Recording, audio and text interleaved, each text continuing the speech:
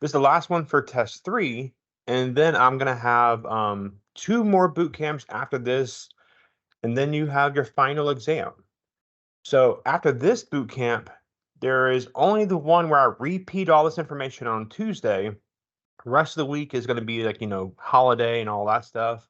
And then the next week, I'm gonna have exam review workshops if you wish to come out to those. And then it won't be until after that week. So what, 3 weeks from now, will we start back with the boot camps, have 2 of them, and then it's finals time. And that's it. There's not a lot more to teach y'all. That's the cool thing. There's only 3 boot camps worth of information left to give you. And so let's get into this. So this one, of course, is all about the means, in particular the hypothesis test for means. And you'll notice on page 93 that they actually have 2 different types of means on here. One is just your standard mean, and then this other one called the difference of means that we'll talk about today. Actually, we're going to talk about both types today. And so we'll learn how to differentiate 2 different kinds of problems. The good news is most of the calculations, as you see on the right here, all stay the same. The only real difference is the initial setup, and we're going to talk about that when we get to it. I did include the margin of error formula on here just because, as always, we need standard error when we utilize our test statistic calculation, our standardized command. And so I just put that there to remind us how to get the standard error. We always know we need standard error instead of standard deviation because this is all about sampling. And we have to do it based off the central limit theorem, right? And then remind you some more old formulas from back in the day. We need our average formula, our standard deviation formula for samples, and in case you don't want to physically count, you also would use your count formula. Those are all old formulas that we've seen if we've been to these boot camps in the past. And of course, this chart here will hopefully help you make your interpretation a little more succinct and clear to the reader. Beyond that, everything else is going to pretty much be the same as what we've been doing. So this calculator should be a lot faster to set up. Now, today, I'm not going to go over the top and make all these if statements and that kind of stuff, because hopefully from last week, we got to learn how the different types of values are connected. And if not, we will definitely learn it today because I'm going to force us to do it manually and only worry about the commands or the codes for this middle portion, this portion from standard error down to p-value. That's where most of the formulas are going to come in today. The rest of it's going to be done manually. Remember, by the time the test comes, they're going to want to see your individual codes. And so they're going to ask you, what is your p-value code you use? And you can't just say, well, James's calculator. That won't cut it. You'll have to say, I used t.dist. LT or whatever, or RT, I should say. And so they're going to want to know what code was chosen for the formula. And so slowly try to work your way into that kind of thinking that you can not only just punch in numbers, but you know how the codes give you the solutions you want because they're going to want to see that too. Okay, let's build our calculator. First thing I want you to notice is I have an empty box here where last time I had P by default. Because this could technically be means or it could be the difference of means, I leave it blank because we're not sure which kind of problem we're doing.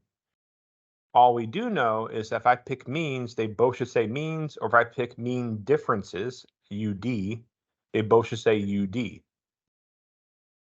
So those two would be inputs that you would actually do. So actually, I should probably color that yellow because they're technically inputs.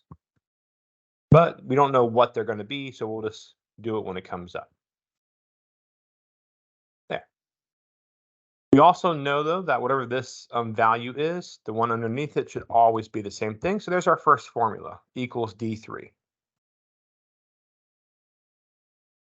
Okay, our tail is going to be a value that we're going to actually manually do. We know, this gives a little reminder, that our null hypothesis only has 3 options.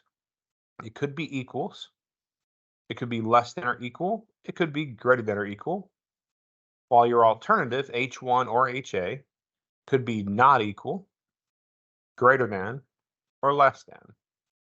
And it's the alternative that tells us the tail. So if it's not equal, we would call it 2 tails. If it's greater than, we would call it right tail. Left stand, we would call it left tail. And so, of course, these two things go together, and we pair the HO and H1 by complement. And I guess I should go ahead and spend a little bit of time to remind us of the general order of hypothesis testing. The first and foremost thing you should always do is identify the claim. And by that, I mean write the mathematical statement of the claim. Second, we should then assign the claim. Decide, is it HO or is it H1? And we decide based off of how we identified it. Do we define it by equals, less than equal, greater equal? Whatever symbol we pick, we'll know how to identify our claim. And so we're going to either pick it to be H naught or the alternative statement. Then we can now calculate. And of course, if they do the calculations for you, great, you get to skip to that step. Once you have your calculations, we make a decision. And we know there's two ways the decisions could work. P-value could be smaller or equal to alpha, in which case you reject. Or p-value could be simply bigger than alpha, in which case you fail to reject. And then lastly, we now interpret. And of course, that's where you get to use your sentence and make sense of it from there. But this is the general 5-step process for any kind of hypothesis test. So since we're going to actually pick the tail based off of what we write in the alternative statement, we're going to leave that alone and worry about our calculations starting at standard error, which again, for means we know how to do. We learned that back on test 2. That is your standard deviation .s, which we're actually going to have up there. So I'm actually just not going to type it. It's going to be the standard deviation that we put here, divided by the square root of the sample size. So B7 is your standard deviation, though.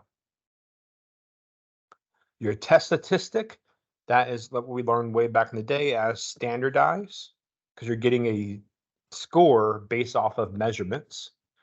And so our test statistic will always be your sampled score, then your null hypothesis, and then your standard error because we're sampling. Now for our p-values from our t-distribution, that's where these formulas on page 93 come in, literally telling you what to do. They're telling you to do t.dis or t.dis RT, then your test statistic that we just set up, and then this n-1, which if you remember, n-1 is just known as degrees of freedom, just a special name for it. That -1 is actually arbitrary. If you go higher in stats, you'll find out we don't always do -1. But for this class, that's all we're ever going to do. So t.dis, we're going to do the t-score, our degrees of freedom, our sample size, take away 1. And then the cumulative, like for the normal one, will always be true. True, always true.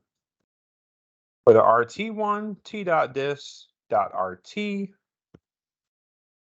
test statistic, degrees of freedom, which is your sample size -1. And this command, for whatever reason, doesn't require true. And like last week, for the p-value of the 2 score, we only want to double the smaller of these two p-values. So we're going to tell Excel to find the minimum of these 2 scores, p-value left, p-value right, and double it. That way we don't have to think about it. And that's it. That's all the calculator we need to do today. Just the standard error, test statistic, and your 3 p-values. And then we'll manually do everything else, because on the exam, it's going to be very much manual. Okay. And the error type, we can actually do manual too, because we know that, just to remind us to add a little more completeness to our information here, if we say reject, then the only way we could classify that error, if it turns out to be an error, is type 1. And if we said failed to reject, The only way we can classify that error, just by definition, is type 2. So if someone said they made a type 1 error, it means they reject it and they shouldn't have. If someone says they made a type 2 error, it means they failed to reject and they shouldn't have. So all the type error does is tells you that the decision you ultimately made was wrong.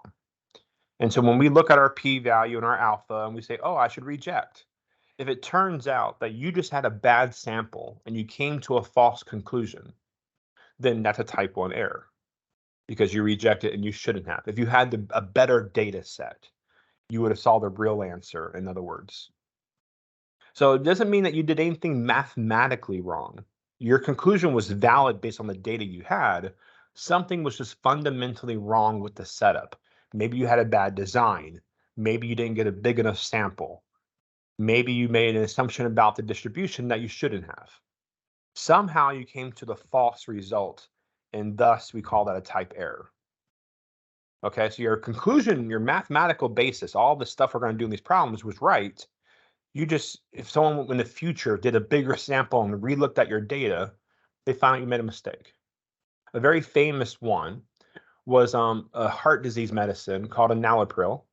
They said that this medicine was very effective at lowering blood pressure. And that was a big study they did. They had like 400 men, and they did this study. Problem is that it was 400 white men, and it was very effective with 400 white men. But they generalized it to be effective of all people.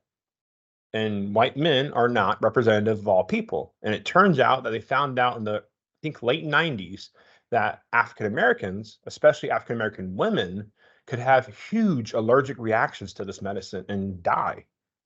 And so when they had to go back and revisit it, they found out it did not help African American women. And therefore, they made a type error, a very deadly one, because they were giving this medicine en masse to a large population of people that couldn't take it. And so we would classify that as either type 1 or type 2, depending on how they set up the study, whether or not they reject it or not reject null hypothesis, of course. But most importantly, it was an error. Even though their findings was valid, it did show that it worked on people, just a very particular people and not the group they were trying to generalize it to. Okay, let's get into it. I'm sorry, I like to go on these tangents. So let's go ahead and copy and paste our calculator in here. We'll come back to the question. We'll start at the very top. Why not?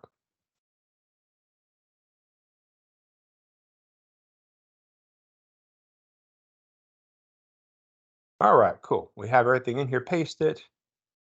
I'll ignore that. And let's look at the question. So the first thing you should be doing is trying to find the claim and writing that as a mathematical statement. If you cannot do that, nothing else matters.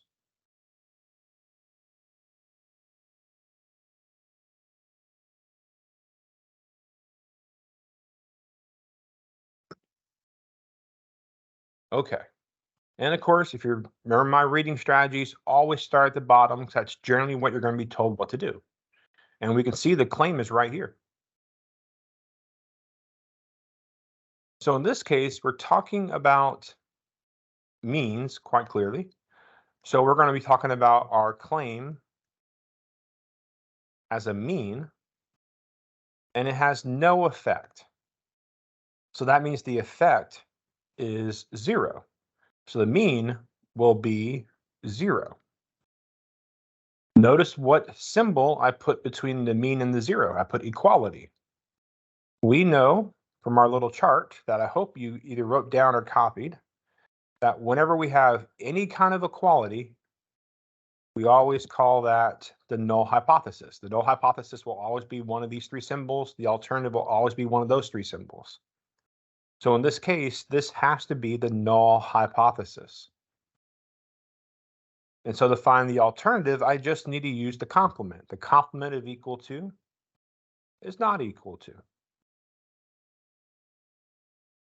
So now let's put it together. We know our null hypothesis is an average. The alternative will always be the same as the null. We said not equal to 0. Actually, I'll probably type the 0 because I want the two numbers to match. In this case, 0 stays 0, but just for complete. And we said the claim was the null hypothesis.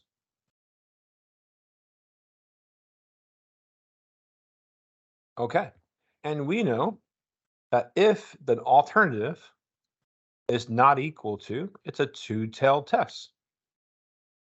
So we're going to do two tails, which means when we run the calculations, the p-value that we care about is the two-tailed p-value. I don't care about the other two calculations. They're not relevant to this question. Let's plug in what we know now. The mean is negative 6.6. Standard deviation, 10.8. Sample size. Very first word, almost missed it, 30. All of our calculations run through. We get a p-value of 0.0019. We're comparing it to our alpha level of 0.01. When we compare decimals, we have to find the same digit location. So this is 2 decimal places. So I go to the second decimal place. 0 versus 1.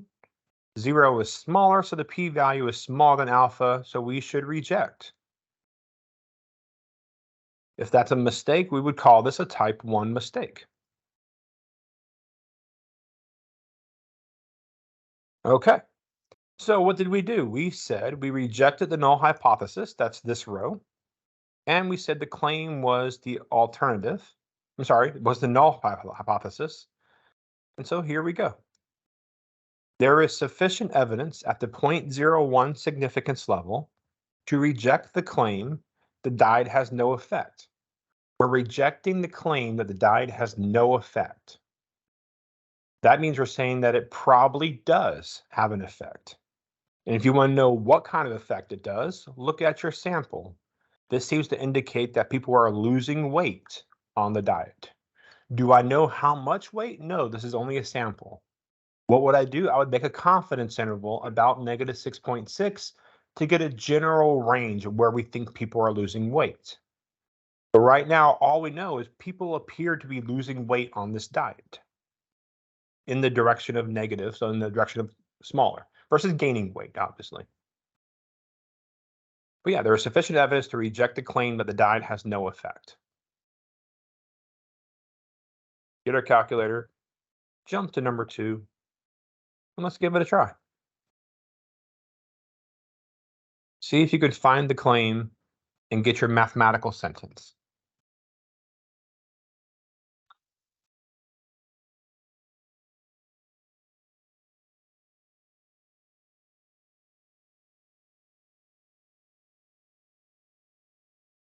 Okay. Test the claim. Cereal lobbyists that the mean sugar content for all cereal is less than 0.3. So mean, so the mean, let's write claim here. The claim is that the mean is less than 0.3. Okay, that is a less than symbol, so we are definitely talking about the alternative. That's one of the 3 alternative definitions. So this is the alternative. Which means if I want to write the null statement, I have 2 options. We could just write it by the complement and say the null is the average greater or equal to 0.3. And that's legitimate. Most common way, and you'll way to find in most publications, is we would just write the null hypothesis as equal to. In terms of which one you do on the test, it doesn't matter. Just understand that if it's a multiple choice question, they could try to trick you up and do it this way or this way, because they're both legitimate. The reason why it doesn't matter for the null hypothesis, but it's very particular for the alternative, is it's the alternative that tells us the test, and it's the alternative that tells us what p-value to look at. Beyond that initial calculation of the 0.3 in our standardized formula, we don't use the null hypothesis at all, because the alternative is telling us where to look instead. And so we don't really care as much, and we're not as picky about the null hypothesis.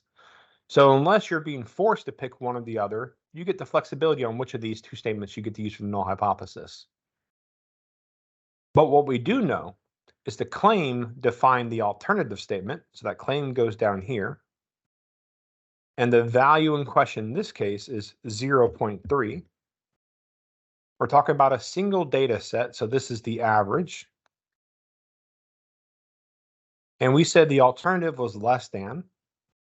And whenever it's less than, that's a left-tailed test. It's literally pointing to the left, like an arrow.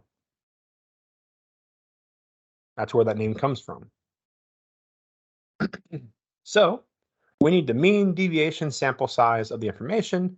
And you can see that they're not giving us the mean, but they're giving us a bunch of data points. So here's one of the cases where you got to use your calculator to find those calculations. So equals average. Get your data.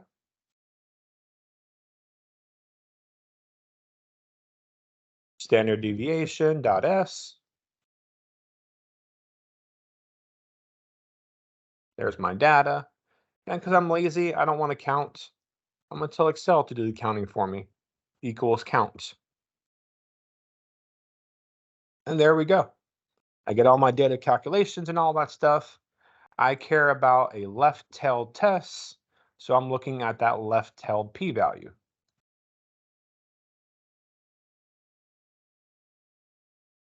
And of course, my alpha level was, just for completeness here, 0.05. Given that p-value is very high, I didn't really need it, but just for completeness. So 0.99 is way bigger than 0.05.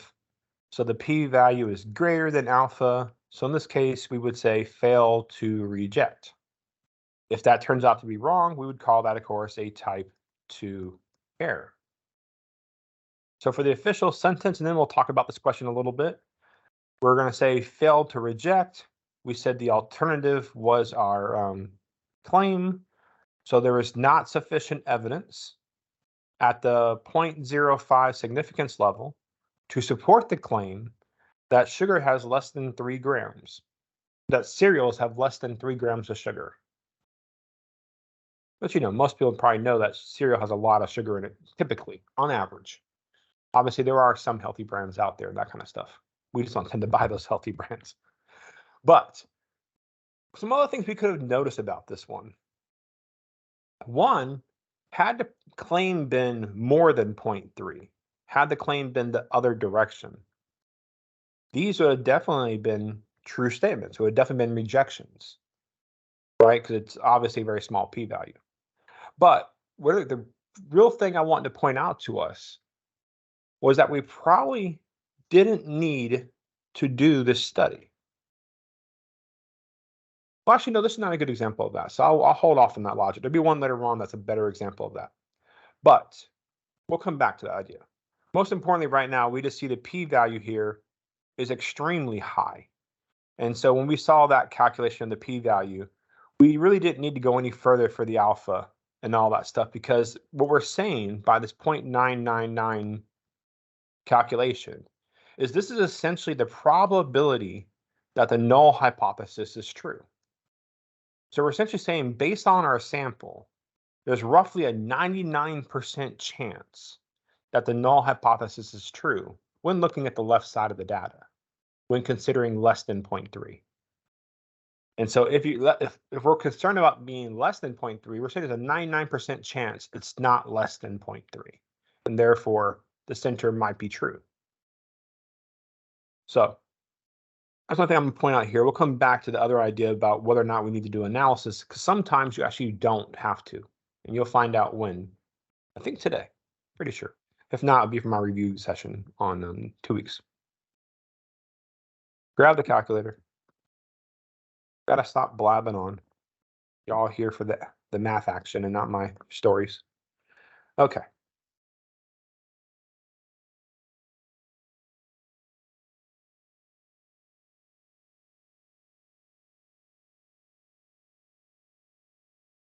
Always identify the claim. and then try to write it as a mathematical statement, and then assign it. So our claim is that the mean is greater than 1.5. Greater than, that is going to be the alternative. There's no equality mentioned. And so by complement, I'm going to be lazy and just not think about it and say equal to. We know we could do less than or equal to. And so we're talking about an average. We said the alternative was greater than. The value in question is 1.5. And we said the claim was the alternative statement.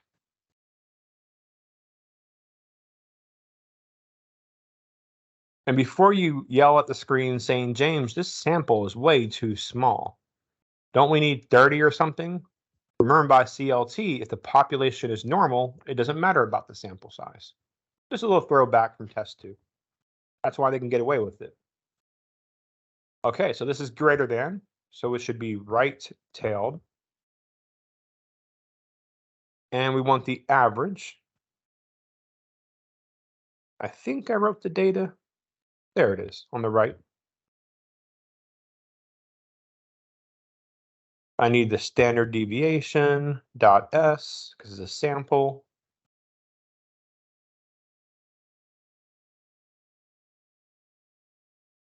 And in this case, I can actually easily count. It's what, 6 numbers? So I don't need the formula.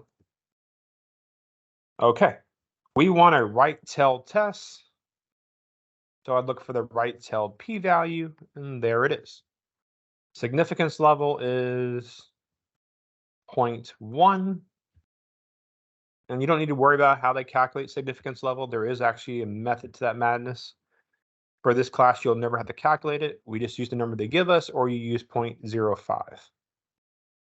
If you go higher in stats, you'll learn the theory behind it, so how they come up with those numbers and why it changes and all that. Okay. Looking at place value, we have 0.1, that's 1 digit, versus 0.0, that's 1 digit. 0 is definitely smaller than 1. So our p-value is less than alpha, so we're going to reject. So we're going to reject, which means if it's an error, we'd call it a type 1 error. And so now putting it together, we said that the claim was the alternative, and we said reject. And so there is our sentence.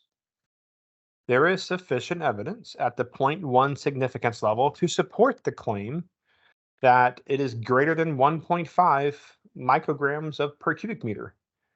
That the sample from this the population itself has an average greater than 1.5 micrograms of cubic meter. And then, whatever the story is, you go back to the story. But essentially, that from the World Trade Center bombings, people got poisoned in that community. So that community, that population, has a higher level of whatever the EPA standard is for this kind of stuff.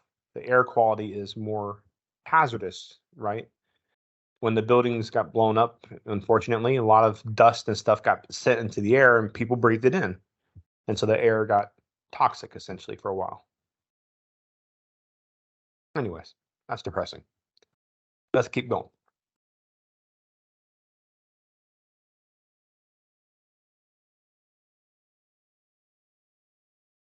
I'm going to grab the calculator. Oh, I'm doing this. I already got it highlighted, so I don't bother scrolling every time. Just paste it in. Do I have a space work? Nope.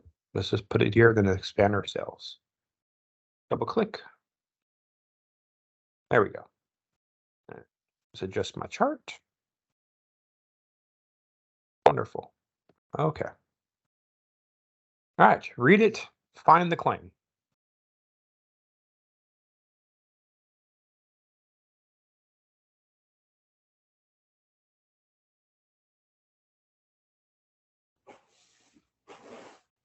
Mom, did you? Well, we see claim right here. We know we're doing means less than or equal to 1. So the claim is an average, and that should be less than or equal to 1. Well, because there is equality, we know that this statement is the null hypothesis. And so by complement, the alternative must go the other direction. And there we go. So our claim was the null hypothesis. The value in question is 1. We're still doing averages, just straight up averages. And this is greater than. And of course, the alternative tells us to test, and we're talking about going to the right. So this is a right-tailed test. Now we need stuff from the question because there's no data in this case. I did all the math for you. We can see our sample size right there. Our mean is 2.1 and our deviation is 1.55. So this is one nice one. We don't need to do any calculation. We just need to type everything in. So the mean was 2.1, standard deviation 1.55, sample size 20, and poof, there is our data. And we care about the right-tailed p-value. And we know this just means that there's a bunch of zeros involved. In fact, there's going to be 5 zeros and then the 4, 6 digits. That 6 means that there's 6 numbers involved, and that 4 is one of them. So 5 zeros and then a 4. So this is very, very, very small. So pretty much for any significance level, you're going to reject this because it's very, very unlikely. This is the probability that the null hypothesis is true. And there's almost a 0% chance that the null hypothesis is true based on our data. So we can pretty much guarantee we're going to reject. But let's complete our data. They're going to want to know all the information. So our alpha is 0.01. And so we can definitely see that we should reject. And of course, if that's a mistake, we would call that a type 1 mistake, right? Because it's associated with rejecting. And so we said the claim was the null hypothesis. We said reject. And so there's our sentence.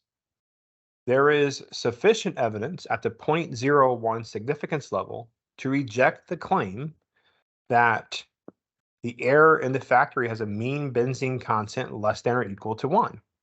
We're saying that the error probably doesn't have that. And so it's something greater than 1, something probably toxic. And so OSHA should go in there and fix it up.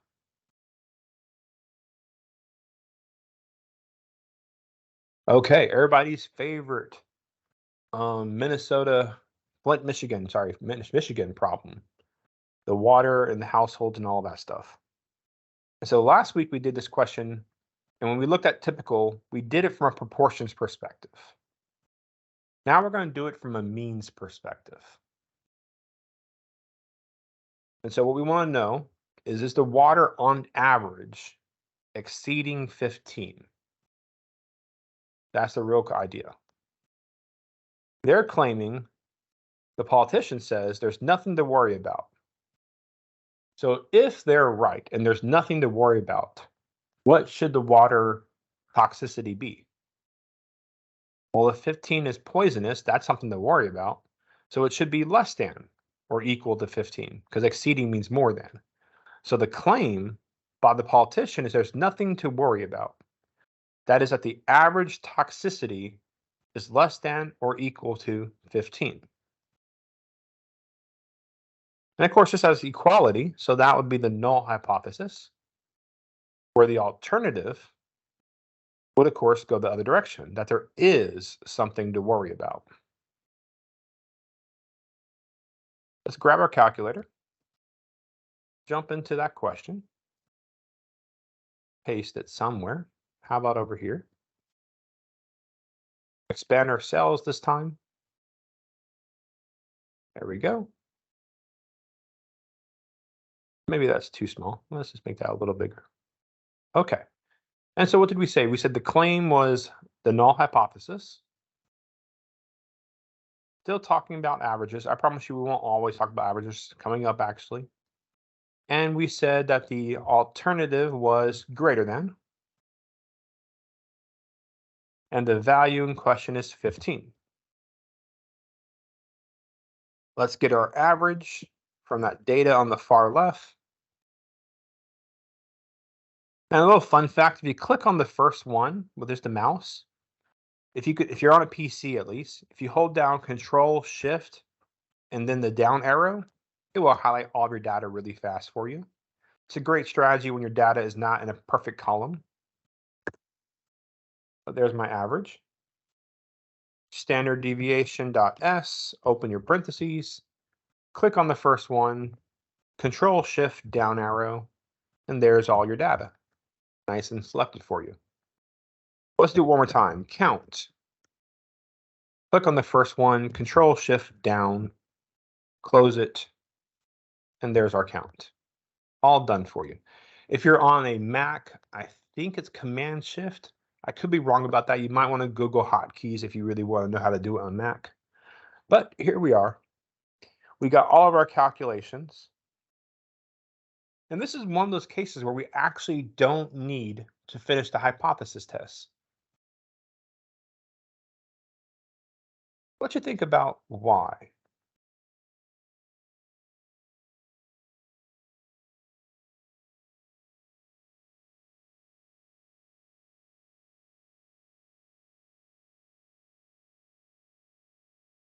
So first off, we're talking about it being greater than.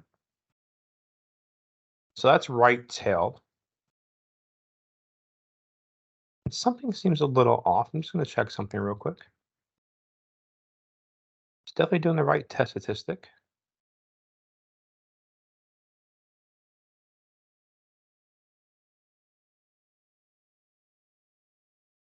Got my data right. Oh no. I might need to check something.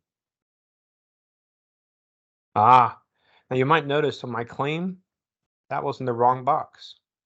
That should have been on E222. That's going to change some of our results. I apologize, and I skipped this one question entirely. Whew. All right, so our test statistic is in the wrong box. I goofed up. The claim box should not be where it should be, on that 1.5. In this case, it should always be on the value. So unfortunately, that's going to change some of our results. And so I will run back through and be annoying and make some corrections. I didn't catch it. I just saw this particular problem, and I'm really sorry. But let's make the fix. This is important information to learn. It won't change many of them, but some of the findings will change. So our calculator, let's fix that here. Our test statistic, when I clicked it, for some reason I clicked this claim box, and I should have clicked the calculation at that D3 location. And so that messed everything up. So running through real quick, we know what to do. We're going to compare our p-values. That's still a reject, so that doesn't change anything. On this particular one, 0.4 is still bigger, so that didn't change anything. P-value right is 0.47. That's 0.1, so this one definitely changed. So that is definitely greater. So it would have been failed to reject, which means that it would have been failed to reject, claim was the alternative, so we would have said this sentence instead. And of course, that means type 2 error. I was feeling so confident too. We'll come back to 4. Somehow I skipped that one. Not a big deal. And then 5, with our values corrected, 0.00 is still smaller than 0.01. Obviously, just not as small. So we'll still reject, so that didn't change anything. And we're on this question now. Whew, okay. So see, just one little thing can mess everything up. It happens, unfortunately. Okay. So why did I realize something was wrong when I was looking at this information? How did I know I didn't need to do that information? Or how did I know it was already going to fail to reject is the bigger point here. How do I know it was going to fail to reject without even seeing these scores? Well, remember what we're saying about the alternative. we're stating that the null hypothesis is 15. That's our current belief. And we want to do a right-tail test. Well, where is our test statistic going to be at? Because our average is 7.295, our average is somewhere smaller than 15. If we do a right-tailed test, that's a lot of stuff. A huge p-value. Of course, 99% right there. And so if you're doing a right-tailed test, your test statistic better be positive, or there's no chance at all that you're going to have a rejection. Because if your test statistic is smaller, that means you're more than 50% because you're to the left. Likewise, if I'm doing a left-tailed test, then my test statistic better be negative. Because if it's positive, that means there's this whole entire area over here, and you're guaranteed to fail to reject. You're not going to have a alpha level that large where it's like 90% or something like that. They're always very small, like 0.05, 0.1, 0.01, sometimes 0.001. They're always small values. And so if you're doing a right-tailed test, your test statistic has to be positive to even have a chance, not to guarantee, but just to have a chance at rejecting. Now, just because it is positive doesn't guarantee it either, but you don't even have an opportunity to reject if it's not positive on a right-tailed test or negative on a left-tailed test. Now, what makes a test statistic positive or negative? Remember the formal definition of a test statistic. In the numerator, it will always be your observation minus the null hypothesis over some kind of standard error. It's this subtraction that will make it positive or negative. Our observation is your sample measurement, and the null hypothesis is what we're claiming, some kind of value. And so if my observation was only 7 in this case, this mean, and I got 15, 7 minus 15 is negative. So given that it's negative, I knew there was no possible way a right-tailed test would cause a rejection. And so right then and there, I could say fail to reject and not continue this information. Now, obviously, if they want you to perform all the steps, do it. But on a timed test, if you just need no rejection or fail to reject, a negative test statistic on a right-tailed test is guaranteed to fail to reject. A positive test statistic on a left-tailed test is guaranteed to fail to reject. The opposite is not true, but at least on terms of fail to reject, the test statistic should match the direction of the alternative hypothesis. Okay, so we failed to reject. If our data was bad or not representative, we would have a type 2 error. We said failed to reject. We said the claim was the null, and so we're right here. There is not sufficient evidence at the, I didn't even write it down. It doesn't matter in this case, at the 0.01 significance level. There's not sufficient evidence to reject the claim that it is okay, it is safe, right? He's claiming that it is less than or equal to 15, so there's not enough evidence to reject that claim. So we can't say the politician is wrong once again. Okay, let's jump back to that question that I just randomly skipped. Number 4, here it is. So grab our calculator now that we fixed the calculator. Sorry about that, y'all. And copy. Paste it. And let's solve it. Once you fix it, and the main thing though, we know it's going to always transport. So just to be clear, it should always be the null hypothesis value and then all the usual stuff. You have a mean, null hypothesis, and then standard error. Okay.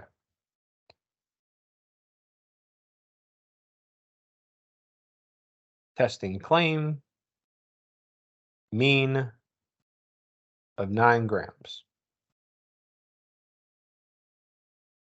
So it should measure it, so it should be equal to it. So the claim is saying that the mean is equal to 9 grams. That's our claim. That's equality, so that's the null hypothesis. So the alternative is simply the complement of equals, which is not equal to. That is not measuring 9 grams. So the value we're talking about is 9. It could not be equal. Still talking about averages. I'm just call it mu for short in this case. Since it's not, I'm going to call it 2 tail. And we're ready. The data set from our information up here, we can see the mean is 7.89. They did 9 grams, samples, 8 batches, and deviation is 0.5. So 0.5, 9 batches. No, 8 batches. Right here. For those who are looking for those numbers. Okay. And we are comparing it to an alpha level of 0.05. Let's fix this picture out of the way. There we go. And of course, we are looking for 2-tailed tests. So 0.00 versus 0.5. 0.0 is smaller than 0.5, so we're going to reject. If that's an error type, we would call it a type 1 error. So we reject it. We said the claim was the null hypothesis. And so here we say it. There is sufficient evidence to reject the claim. Well, there is sufficient evidence at the 0.05 significance level to reject the claim that the machine produces 9 grams of yeast per batch. We're rejecting that claim, so we're saying it doesn't produce 9 grams of yeast per batch. If we take a gander at the sample here, it appears to be producing something smaller than that. We don't know how much it does on average, but not 9. That's all we can say. Okay, we've done all these now. Let's jump into number 7. Read this question now and be quiet for a little longer than usual. And see how this one is different from the previous 6 that we just did. What is different about this?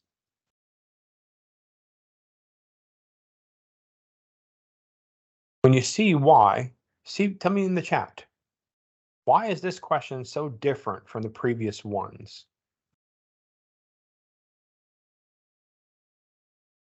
Give me a guess.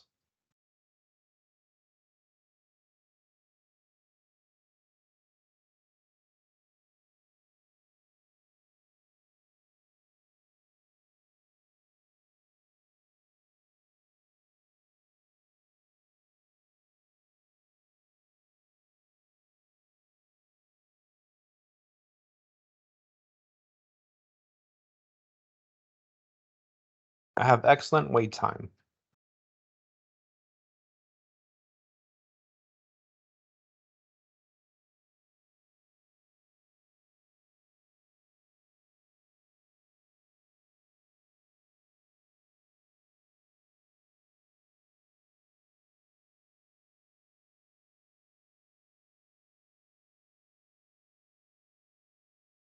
Either unmute yourself or throw it in the chat. What's our guess so we can move on?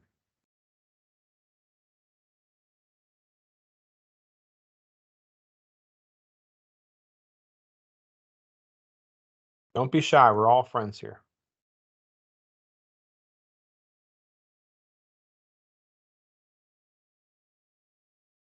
All right, I see somebody typing.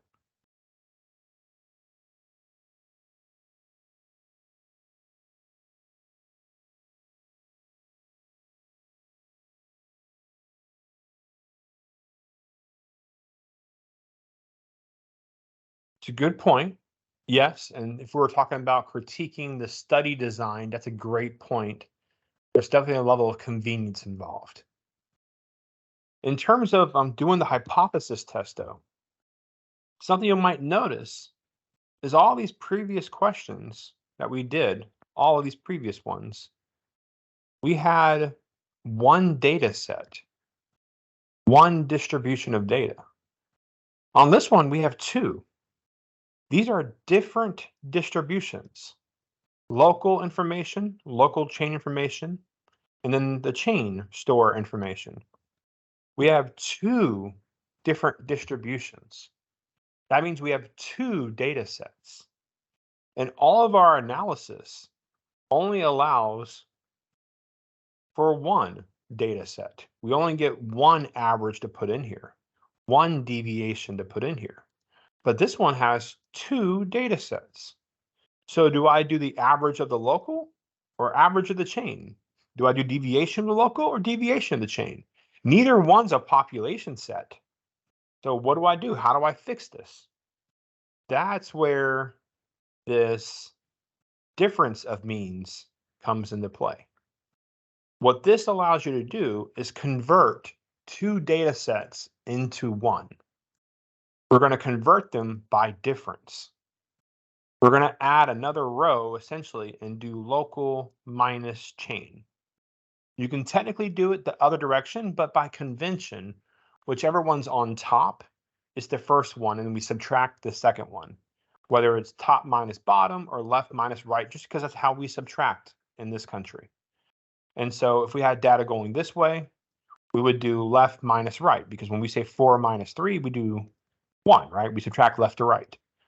And so we're just going to subtract by convention. And what we're going to do is convert these data sets into 1 data set, into 1 set of numbers. And what we're going to do is analyze these differences and see if there's something that can be said about the differences. Because if one set of data is consistently different than the other, then we should find a pattern by looking at the differences. And so when you have 2 data sets like this, all the general analysis will stay the same after we convert it into 1 data set. So now let's actually figure out what our claim is, because before we do anything, we need a claim.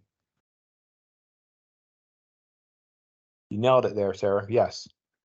So we need to figure out our claim.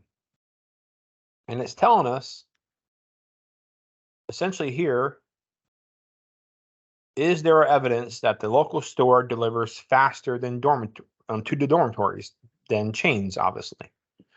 So if it's faster, we have to first think about what we would expect to happen. Remember, we're doing local minus chain because local is listed on top in our data set. So if we do local minus chain, what would we expect to happen on average? When in doubt, just make up some numbers and see what happens. If we have local and chain, and we want to do local minus chain, what would we expect to happen consistently? Well, if the local was 4 minutes long and it's faster than chain, right? We're trying to figure out what this word means mathematically. If local takes 4 minutes and it's faster, what would be a number that would make sense for the chain? Something like 7 minutes, right? It would take longer. If local took 12 minutes, then the chain should take, something higher. If it's true, if it's faster. If local was 2 minutes, then of course the chain's 3 minutes. Well, if I did these subtractions, local minus chain, over and over again, we'll notice what happens. If it's faster, mathematically what we're saying is that it's going to come out negative. The local minus the chain should be less than 0. So that means when we actually now are ready to identify, I'm just going to scoot this over instead of erasing it. When we identify this, then, if this is true, if local minus chain is less than 0, then the average of those differences, now we get to use the UD, should be less than 0. Because all those subtractions should keep giving negative values and thus be less than 0. That's the claim, that the average value of time should be less than 0. And of course, this is less than. So this is talking to the alternative statement. And so the null hypothesis, you can say greater or equal if you like, or you can just say equal.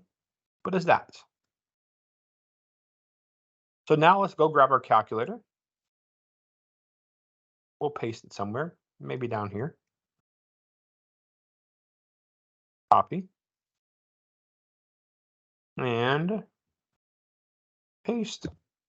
Here we go. Expand some cells. There we are. Okay. So we're going to need to find the differences. And it's defined as local minus chain. So equals local minus chain to give us the first calculation. And then we can just drag it to get all the calculations at once. And we got a bunch of scores now. We said that it's going to be the average of the differences this case. So we're going to declare it as the average of the differences. That D tells the reader that we took two data sets and made it to one. So the average of the differences. We said that the alternative statement was less than, which is left tail. And the value, of course, is 0, because it should be negative if it's true. And the claim was the alternative statement. All right, we have our data set. It's these differences. And so let's get our calculation. Average, not verge, average of only the differences. Standard deviation of only the differences. And notice I don't use the local or the chain information anymore. I only use the differences. So we're trying to find out if the differences are in fact different. And then, of course, how many numbers are there? This is actually listed up top here. Well, I'll just highlight. We see that there's a count of 10, so I know there's 10 numbers. I could also write equals count, all that stuff. Okay, left-tailed, p-value left. Alpha level was 0.01. So we're looking at 0.1 versus 0.0. So, of course, p-value is less than alpha, so we should reject. If that's a mistake, we would call it a type 1 mistake. We reject it. We said that the alternative was over here. So there's our sentence. The alternative was the claim. So there is sufficient evidence at the 0.01 significance level to support the claim that delivery to dorms is faster from local stores. There appears to be evidence that if you get from a local store versus a chain store, you'll get your delivery faster, at least to dormitories, because we only tested dormitories.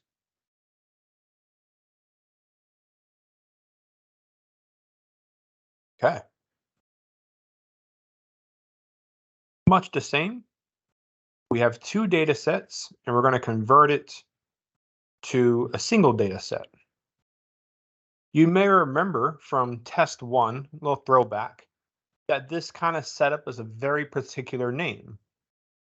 We're getting individual scores and we're comparing them match by match, aka this is a match pair design.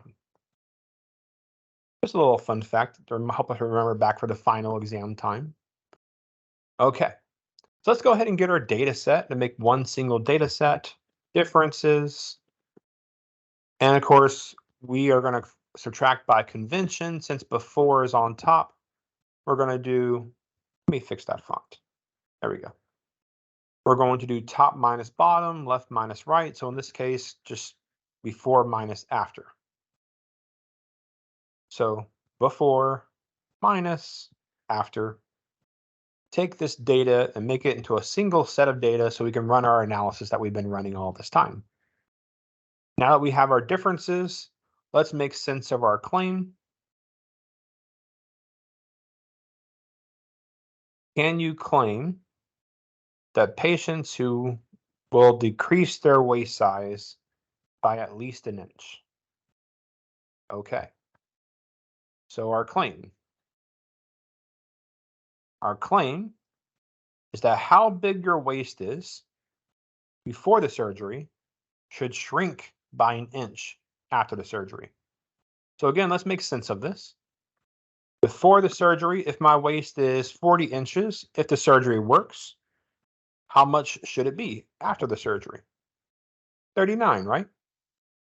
If it was 23, by at least an inch, it can lose an inch or more, so it can go down to something like 20. Okay, so when we subtract these, when we do before minus after, what would we expect? We would expect positive numbers, but more precisely, it better be at least a positive 1. You should lose at least 1 inch or more. So the claim is that the average of those differences will be at least greater or equal to 1. Okay, well, this has equality, so that's the null hypothesis. So the alternative is simply the other direction. That is not increasing by 1. Let's grab our calculator, copy, paste it somewhere. How about down here? Expand our cells where necessary. And we're ready. What did we say? We said the claim was the null hypothesis. The value in question is 1. In this case, we're doing the average of the differences. And we said the alternative is less than 1. So the tail is a left tail test. All right, let's find the mean of our differences.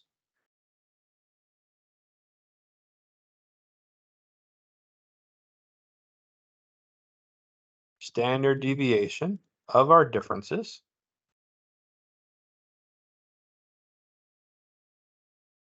The count of our differences.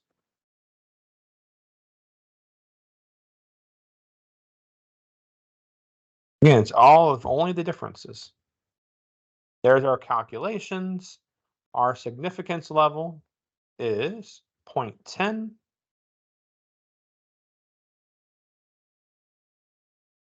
Okay. So 0.10 is our significance level. We're looking at a left-tailed test, which is 0.81. Of course, we had a positive test statistic on a left-tailed test, so I would have already known without going any further that it was going to fail. It was going to fail to reject. For a left-tailed test, you would need a negative test statistic just to have the opportunity of rejecting. In other words, this mean is greater than 1, which actually supports the alternative statement. I'm sorry, the null statement. So it can't reject it if it supports it. Because, of course, the null thinks it's bigger or equal to 1. So putting it all together, we failed to reject. The claim was the null. So there's not sufficient evidence at the 0.1 level to reject the claim that the procedure will make it greater or equal to 1 inches of weight reduction. Let's say that a little better. There's not sufficient evidence at the 0.1 significance level to reject the claim that the procedure will decrease their waist size by at least an inch. In other words, there seems to be evidence indicating that it will decrease your waist by an inch. On average. Obviously, some people, it did not decrease their waist by an inch.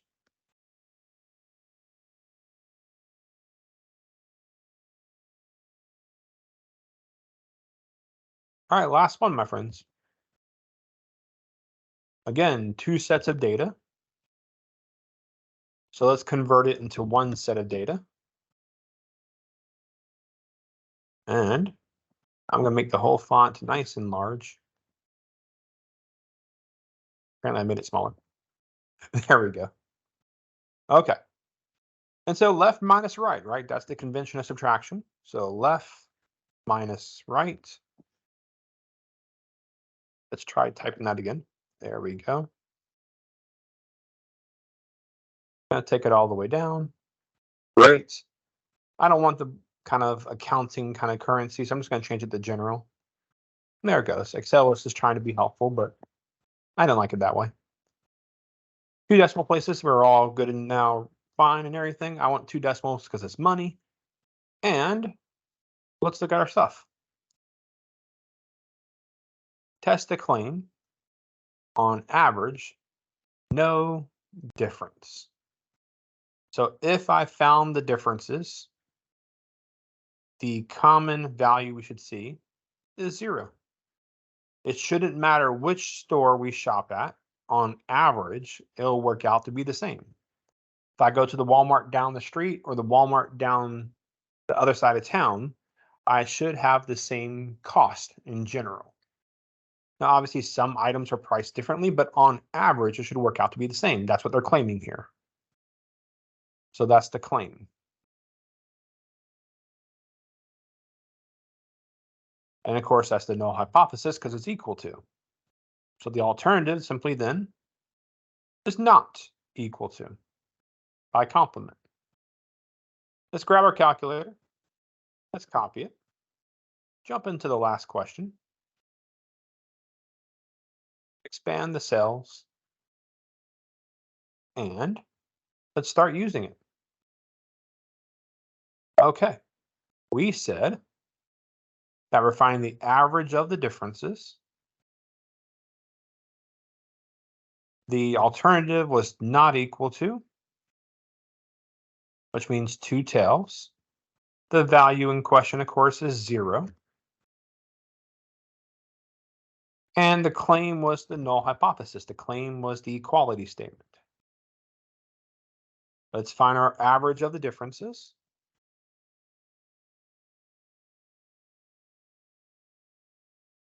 Standard deviation of the differences. We can clearly see the count here at the bottom, 10. Our significance level is 0.05. And so what are we going to do? 2 tails, 0.42 versus 0.05. The p-value is greater than alpha. So we should fail to reject. So we're going to fail to reject. The claim is the null hypothesis. So there's not sufficient evidence at the 0.05 level to reject the claim that there is no difference in the grocery stores. There's not evidence to reject it. So we're saying that is probably right. It probably doesn't matter which store you shop at. Obviously, you wouldn't know unless you did a population study where you found every single item in the store and found on average they're the same. But according to this information, these 10 items, there is no difference. If you go to store 1 or store 2, on average, it's roughly the same experience in terms of costs. That's what we're saying. And if it turns out, when we look at the whole entire store's inventory, that we made a mistake, we would call that a type 2 mistake. All right, my friends, that's everything in a nutshell. I apologize about that error with the standardized command, but all the actual reasoning behind everything is now there. And I feel sorry for those who just watched the first 2 minutes and stopped watching because they're going to see the command was incorrect and I had to go back and fix it. For those that stuck around, of course, you saw the whole thing. So awesome. But that's everything you need to know about test 3. Obviously, go back and learn hardcore into the interpretation, really understand how claiming works, and go deeper with your class notes. But in terms of what you need to calculate, that's everything. Next week, there is no boot camp except for Tuesday, where I do the same thing I just did today. And the week after, I am going to be doing test reviews. You'll see an email come out about that with signups for that if you're interested. In which case, I tack the same kind of information, but more on the theoretical and less on how to do Excel. And then after that week, usually, or by the end of that week, will be your exams.